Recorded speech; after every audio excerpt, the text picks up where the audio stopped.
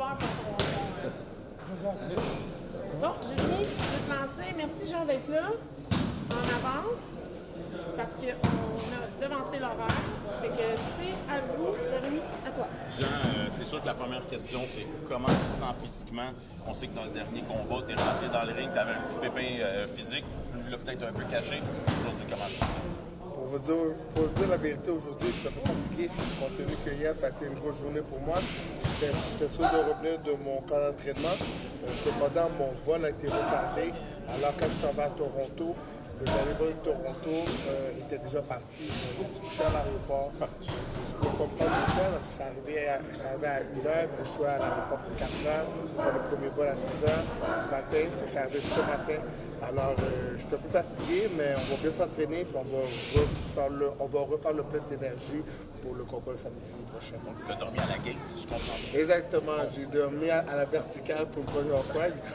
C'est comme qu'on dit, il y a toujours une première fois à tout dans la vie. Cependant, j'aurais aimé que ce soit dans de meilleures circonstances, parce que j'étais à quelques jours de mon combat. Mais bon, je suis un vétéran. J'ai un bagage d'expérience énorme dans ma valise.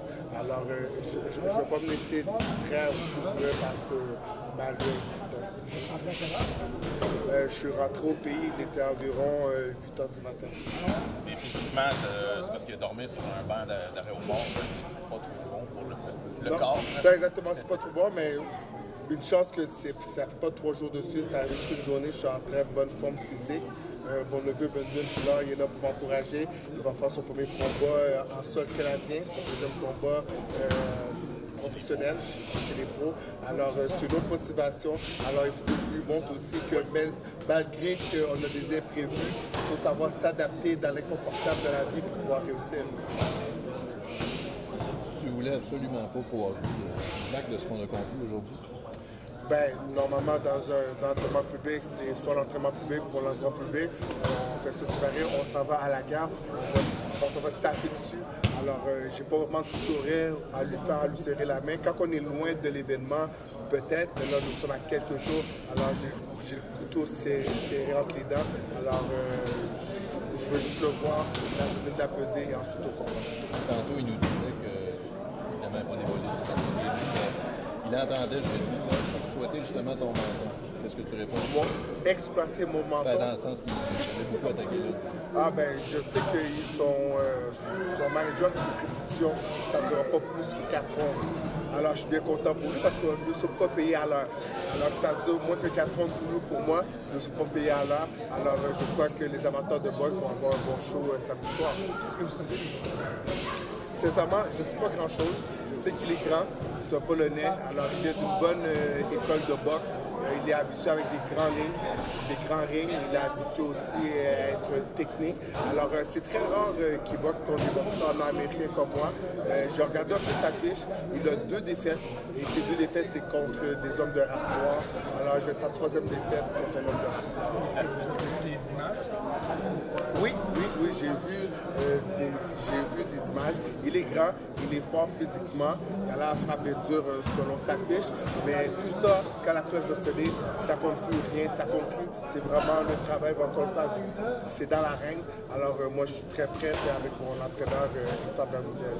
Comment tu te sens de livrer un combat de championnat du monde? Tu en as livré tellement, mais je présume qu'au tout début, les premiers, beaucoup de nervosité.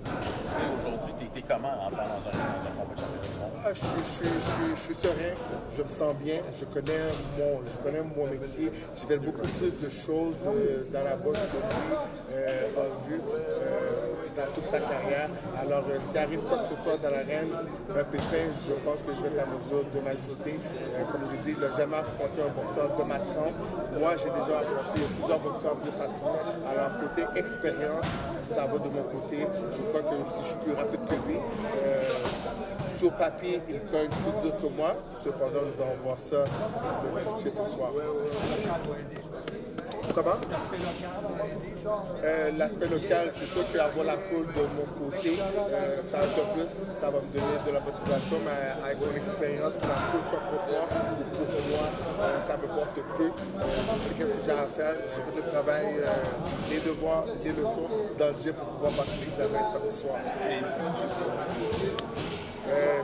qu'est-ce que ça me fait? C'est vraiment solidifier ma légende, ma legacy, à être considéré comme un des plus grands au Canada, ou sinon même un des plus grands au Canada. C'est dans le sport de combat. Alors moi, je boxe encore pour marquer l'histoire, écrire l'histoire, et en gagnant un 6e titre, mais cependant une 2e catégorie différente, c'est un exploit qui n'a jamais été vraiment fait au Québec, au Canada. Alors ça va être quelque chose encore intéressant pour pouvoir marquer l'histoire. Oui, définitivement, je boxe pour moi, mais aussi je boxe aussi pour les fans, pour tous les gens qui m'ont appuyé, pour tous les gens qui continuent à m'appuyer, puis même pour mes nouveaux membres, pour mes nouvelles fans, parce que j'ai souvent des haters avec le temps qui sont convertis en fans. Alors je boxe encore pour eux, pour leur montrer qu'à 42 ans, tout est possible. Regardez LeBron James, regardez Tom Brady, il y a plein d'athlètes avec maintenant la nouvelle technologie, les façons de s'entraîner. On peut étirer notre carrière beaucoup plus longtemps. Alors, je fais partie de cette trempe-là. Je rebondir un peu là-dessus.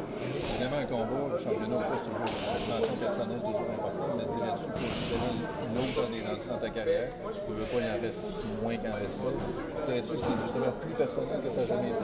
Ben, comme que je dis souvent, je suis plus proche de la ligne d'arrivée que la ligne de départ. Ce petit jeune-là, il est encore à la ligne de départ. Il est très chanceux, mais on voit aussi qu'on arrive vite à la file d'arrivée. Voilà, si je fermais mes yeux, je regardais que hier c'était moi le jeune et je boxais contre Bernard Hopkins, et maintenant aujourd'hui c'est moi qui est Bernard Hopkins qui boxe contre les plus jeunes. Cependant, j'ai l'avantage, c'est cela qui a environ mon âge, 37 ans, j'en ai 42. Et par contre, moi je suis black don't crack, alors je peux inverser les chiffres. J'ai 24 ans de cœur. Ça va de rester concentré, être focus, et juste exploiter mon talent, de faire ce que j'ai à faire, parce que talent-wise, je suis beaucoup plus talentueux que lui, j'ai beaucoup plus d'expérience que lui, alors c'est vraiment à moi de démontrer ça dans le combat. Être un négligé, je veux dire, c'est pas la première fois que tu es négligé, tu as gagné des combats en tant que négligé. Qu'est-ce que ça change pour toi dans ton tête? Ça change rien, c'est plus de dire. Souvent quand je suis négligé, ça me donne un petit boost. Être le négligé, c'est l'histoire de ma vie, que ce soit à la petite école, que ce soit dans la cour de récréation, que ce soit la boxe, malgré que j'ai un talent immense, j'ai souvent été considéré comme le négligé. Alors, ça m'apporte un peu, ça me donne juste de l'énergie, du gaz pour démontrer aux gens qu'ils ont tort. Alors, si vous avez gagné votre droit, moi je vous dis de ne pas gagner votre raison parce que vous avez la peine. Je sais que dans le dernier combat, tu es rentré dans le ring, tu n'étais pas à 100%, mais tu as voulu livrer le combat quand même. Tu as perdu des rounds tôt.